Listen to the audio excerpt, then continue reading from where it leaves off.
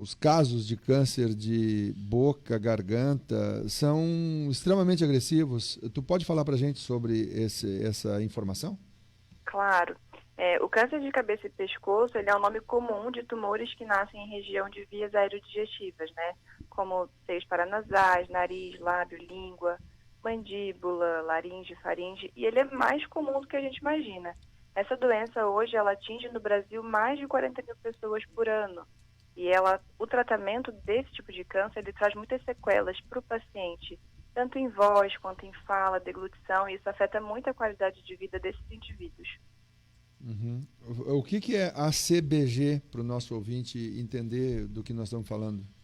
A CBG é a Associação de Câncer de Boca e Garganta. É uma associação que trabalha em prol desses pacientes com câncer de cabeça e pescoço.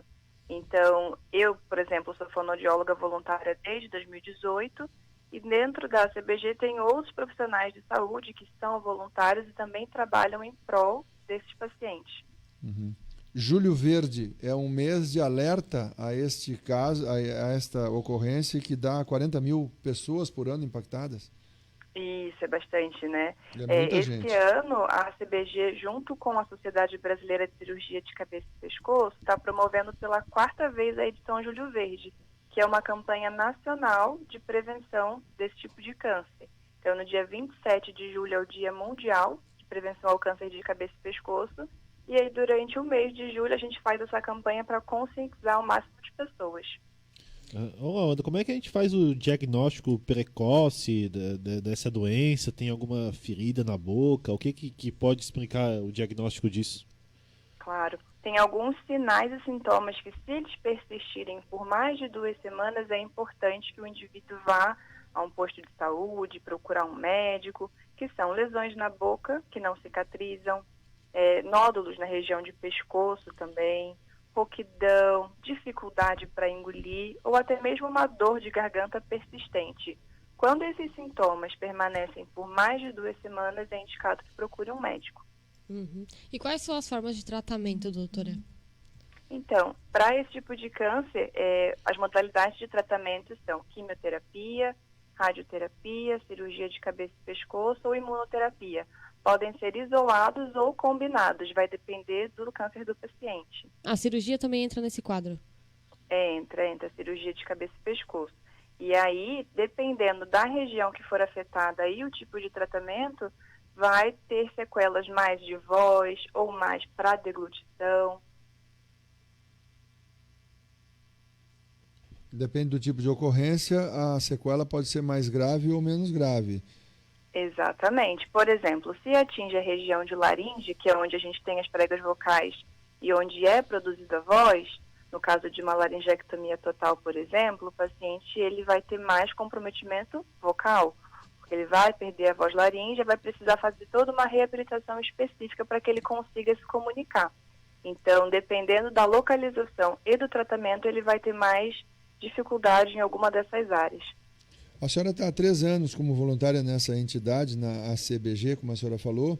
Este ano tem uma característica atípica na divulgação, porque o Julho Verde ele é um momento de colocar para a sociedade o impacto dessa doença na sociedade e como preveni-la.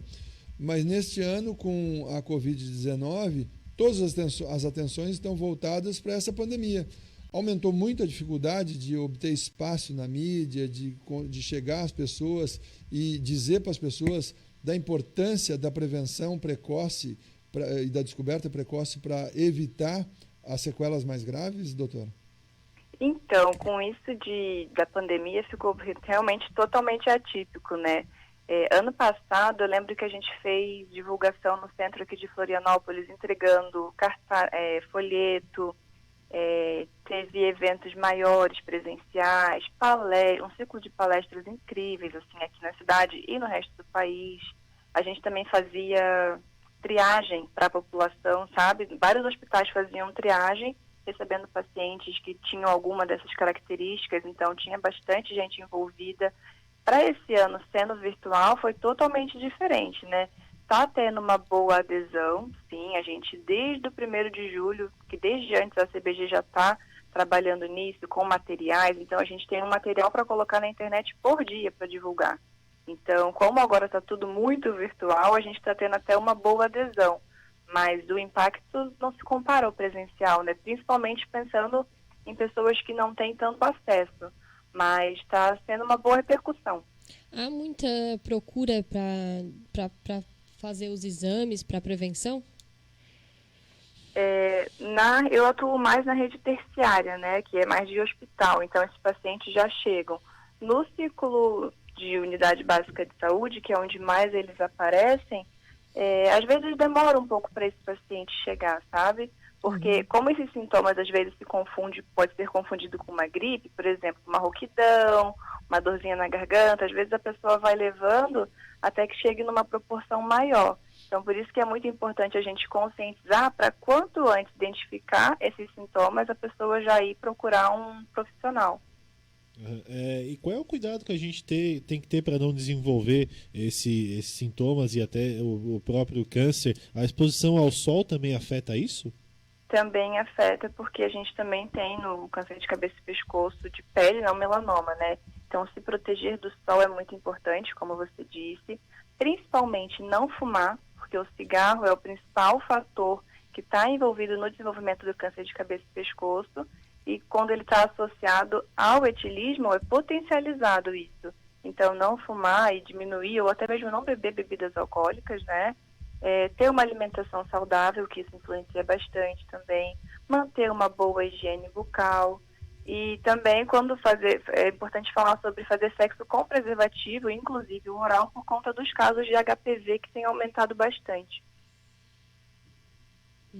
No caso de bebidas muito quentes, como uma tradição aqui na nossa região, vinda dos moradores do Rio Grande do Sul, o uso do chimarrão com água muito quente, existe registro, doutora, de crescimento de casos por conta desse hábito? Então, o chimarrão, que é uma bebida muito quente, pode gerar também o câncer mais de esôfago, né, por conta da temperatura. Então, é importante também evitar essas temperaturas muito quentes, né, de bebidas. Tá certo. Até quando vai a campanha? No dia 27 haverá um dia de mobilização, mas diariamente acontecem episódios de atenção para esse problema de câncer de cabeça e pescoço. Isso, pelo Instagram da @CBG Brasil, vocês podem acompanhar que tem conteúdos diários sobre isso, e eles até compartilham as atividades que estão acontecendo em vários hospitais do Brasil, não só aqui na região de Santa Catarina, né? E para 2020, só para lembrar, o lema da campanha é "Seu corpo é sua vida, não o destrua", que o objetivo é mostrar que cada um de nós pode assumir o protagonismo no cuidado da própria saúde. Então, ao longo do mês, a gente vai ter diversos materiais informativos sobre isso, e dia 27, que é o dia principal, que é o Dia Mundial de Prevenção ao Câncer de Cabeça e Pescoço, mas durante todo o mês a gente vai ter ações voltadas para isso. Tá bem. Muito obrigado, Lawanda Barbosa também. dos Santos, fonoaudiólogo, voluntária da ACBG, integrante da Rede Mais Voz.